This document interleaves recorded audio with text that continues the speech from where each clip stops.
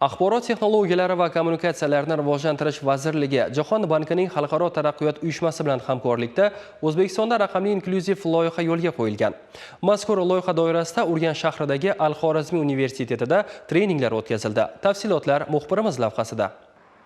Loyiha doirasida dasturiy mahsulotlar va axborot texnologiyalari, texnologik park mutaxassislari va yetakchi ekspertlar tomonidan yoshlar uchun moslashuvchan ko'nikmalar borasida maxsus treninglar tashkil etildi. Bu mashg'ulotlar orqali ishtirokchilar nafaqat axborot texnologiyalari sohasidagi bilimlarni mustahkamlash, balki muloqot qilish, jamoada ishlash, yetakchilik, tanqidiy fikrlash va stressga chidamlilik kabi zamonaviy ish bozorida talab yuqori bo'lgan shaxsiy ko'nikmalar ham shakllantirish borasida yetarli ma'lumotlarga ega bo'ldilar.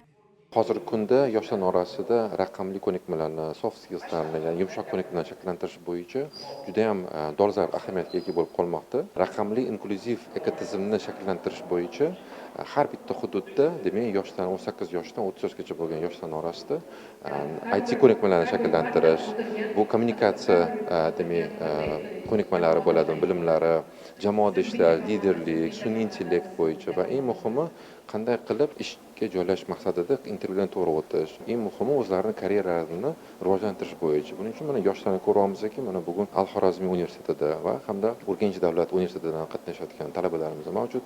2 kun davomida ushbu trening davom etadi va ular trening oxirida maxsus sertifikatlar ham kiritishadi.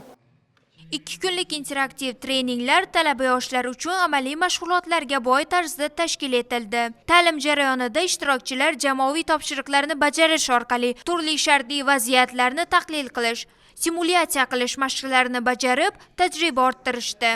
Shu bilan birga ishtirokchilar ish topishda yordam beruvchi onlayn platformalar bilan ishlashni, shuningdek, elektron ta'lim resurslaridan samarali foydalanishni ham o'rgandilar.